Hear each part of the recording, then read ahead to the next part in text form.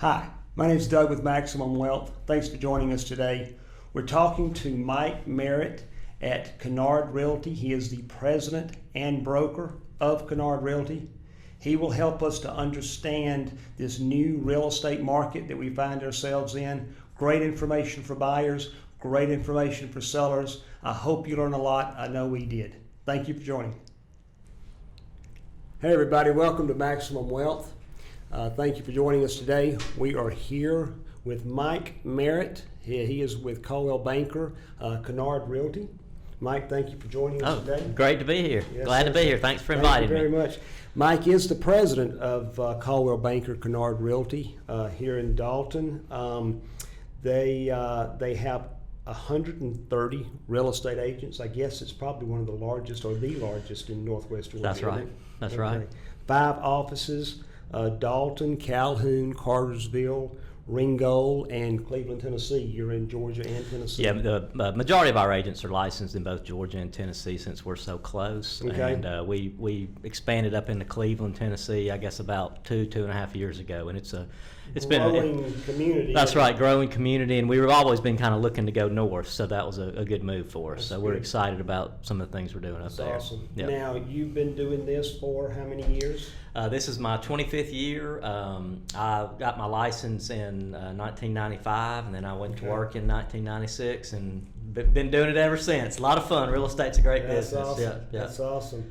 Now, from a consumer standpoint, and I think we'll probably keep this on a residential real estate That's basis, good. so Okay. that we can go over into commercial at a later date. That's right. Exactly. But you're a client of mine. I'm a client of yours. We work back and forth together, so we understand each other. We know each other really well. You guys do a great job. I know there are agents that I've worked with individually. Alice Scolario, Right. She is fantastic. Been there for a very long time, and it's amazing. I guess I kind of want to go into, I've got a segment here that I want to talk about doing business in a small town. Right. Getting to know these people, having, the feelings of family connections and that type of thing. Compare for me the working with these people in a smaller town compared to someone in a larger city and a agency in a larger city. Well, and I think that's a great topic, and there is a difference between the larger cities and small town America. Sure. And we're very fortunate to work in the cities that we have offices in. Dalton, Calhoun, Cartersville, and then going north to Ringgold and Cleveland, Tennessee. They're all small towns. Sure. And actually, we can talk a little bit about this later, but in the last 18 months, there kind of has been a exodus of the big cities. Right. And that's good for our small towns. Absolutely. And small towns, like small businesses like yourself and ours, we lean on each other. Absolutely. And you mentioned Alice Scolario, and we have many agents that have worked for our company for many years. Yeah. And that's what makes our company great, and it makes Sure. it strong. Sure. And the one thing that we stress to both customers and also our agents is we want to build long-term personal relationships with our customers. That's right. And I think you can do that better in small communities than you can in large communities. I agree. I can run into you at the local grocery store, Right. or at the gym, or at the local school function. Right. And I like that because everywhere I go, I'm always talking real estate. Sure. And if I was in a different, larger metro area, people would not know me as well. Sure. And I just, once again, it's long-term personal relationships. We want to sell the first house to a person as a first-time home buyer, and all the way stair-step through when they go to potentially retire into a smaller, one-level potential condo. Right. And I know we've had agents before have sold houses to multiple generations, and that's what we want to see. That's what it's about. Even though a real estate transaction, buying a home, is a once in maybe 5 or 6 or 7 years, Right. or even longer. Sure. But we do want repeat business. Right. And the way we do that is through building long-term personal relationships. Well, and I think in those situations too, you learn that customer. Absolutely. You learn that family. You understand what they're looking for, what they want, and if anything, it's a way that you can kind of be out there subconsciously, or these agents that you have, because I know you've got agents that have been with you for a very long time. Oh yeah, And they kind of know these folks, and I'm assuming they're probably unconsciously thinking about these folks as Right. they're working, and Right. they may see something they like, or they see something that these people may turn these people Well, towards them, and even if they've only had that home for a couple of years, hey, I see something you really might like. You never know. There's a lot of potential buyers out there that might not be ready to move That's until right. you put something on their dream home that came on the market that they might not be looking for. Absolutely. And it's building relationships and building that trust, and and that's what you do in your business, and it's Totally. what we do in ours. Absolutely. And we enjoy it, and we always try to give back to the community too. Sure. The community has been good to our company and me personally, and Right. we want to reciprocate that Yeah. absolutely. Yeah, matter of fact, I think this building that I'm in here, I bought. That's from you right. guys. That's right. Now you've been here quite a while now. I have. It's time for me to sell Yeah, it. it And go might be somewhere to move else. on. Yeah. Absolutely. The market's good. Tell me, okay, Yeah. talking about that market, that takes me to my next question here. What's your take on the current real estate market? I'm going Right. to tell you what I've heard, and you tell me if this is a combination, or maybe you might tell me the exact same thing I'm going to mention here. Well, I've been in it since '96, and Okay. obviously there are ups and downs in any kind of market, whether it's the bond market, stock market, real estate market. Absolutely. And I've never really seen a market quite like this, and even going to talking to some of our agents that have been in the business longer than me, they haven't seen it either. And it's Right. really just simply the demand that we're seeing on the residential side. Sure. And in our marketplace, pretty much under 300,000. High demand. And when I say high demand, 300,000 meaning the and value below. of the home. Yeah, $300,000 potential list price, Right. sales price, and I don't think the demand is we're talking potentially 6, 8, 10 offers on a $250,000 house, Right. and and when and that stems from a low inventory. Sure. Okay. And the inventory of homes has gone down over the years, and that inventory level being down, it drives the prices up. The demand goes up, prices go up, and that's what we're seeing right now. Okay. Now, when that demand goes up, is that demand from local people wanting to just buy a new home or a different home? Or are you seeing influxes from the outside larger cities? Our company deals in a lot of relocation, corporate transferees, and things like that, and Okay. we're seeing a lot of activity and referrals coming from outside our area. Okay. More so than even say 5, 6 years ago, and I think that's very Yeah. encouraging. And I think once again, our area here is attractive. Sure. We're situated, conveniently located on I-75, and there's a good demand for people to come here. Well, that's another a thought that just came to mind when you were mentioning that. What do you think is the reason for the influx into Georgia, especially North Georgia, Northwest Georgia? Is there anything in particular that y'all have found that's driving people here, or is it just Well, I think once the economy? again, our economy locally in Dalton, Northwest Georgia, we Sure. have the flooring industry, and Yeah. the flooring industry has been doing very well recently. Right. And I think we've still got we've got that core business, that manufacturing business here, and I think that's encouraging people to move here. And that goes outside of Dalton too. Sure. There's flooring north of here, south of here, Right. and even Cleveland, Tennessee. There's a lot of activity corporately up there Right. and manufacturing that's driving a lot of people to Sure. Cleveland and the Chattanooga area. I'm really amazed. I think they've done a fantastic job down in Cartersville. Absolutely, they The have. city planners, the county planners, what have you. But they have just done that area really good. And Cartersville, and we've got a great manager down there in Cartersville, Alan Harris, who's a local product of Cartersville, Bartow County. Sure. From where our office is in downtown Cartersville, you can be at town center in about 15 to 20 minutes. So, Yeah. Cartersville is the outskirts of Atlanta now. No, it And you really. got a lot of people living there that go into the city. And this will go out. This broadcast goes out nationwide. So people that are interested in moving to Georgia, or you've got connections with corporations in Georgia, especially North Georgia. Right. Coldwell Banker Kinard Realty is a fantastic resource to, I work with Mike. I call him and ask him questions about things. So you can just inquire if that's the need to test the waters about what's going on, in Georgia with real estate. And Absolutely. That's an excellent source to pull from there.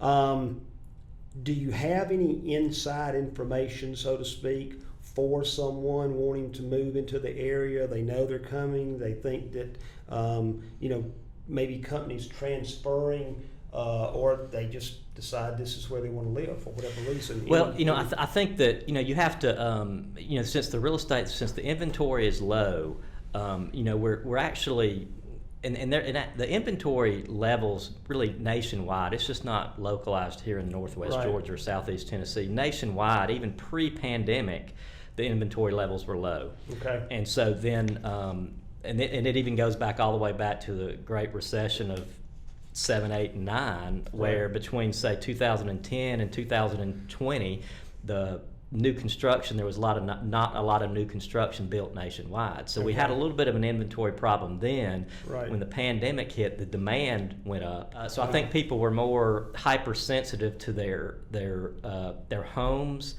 their environments, where they were going to set up their children to do online education, but also themselves to do business at home. Yeah. And so it kind of generated, especially, I guess April and May, the pandemic kind of hit in March. Sure. April and May were fairly slow months. Right. But when June, July, August, September, it just went wide open at that point as far as demand. Combination of the low interest rate too. And the low interest rates are very low still. Yeah. 30-year fixed rate, very low. Yes, under 3%. It's practically free money. Yes. By the time you get your deduction with your interest, yeah, on your taxes, you really are getting down there to just about free money on a 30-year note. And to lock in a home at that price over a 30-year period, it makes sense. Not to go so much the Dave Ramsey way and pay that thing off, but to take advantage of that low interest rate. Well, and I think that's what you're finding is people with the lower rates, they're able to pay a little bit more on price, and I think that's helping the demand. And going back to if somebody's moving to town or they're looking to potentially purchase a home, you've got to educate yourself about the market, and that's where our professional salespeople can help you understand what's happening in the marketplace, as far as what's coming on the market, where the prices are going. And a lot of properties don't stay on the market long. Mm-hmm. So you need to be pre-qualified or have proof of funds. You got to be ready to go. You got to be. You can't mess around. If some of these properties are going under contract within sometimes hours, and especially 2 to 3 days. Wow. If a seller prices it right and it's in good condition, it's going to sell. It's going to sell fairly quickly. Mike, I wanted to kind of come about this from a marketing standpoint.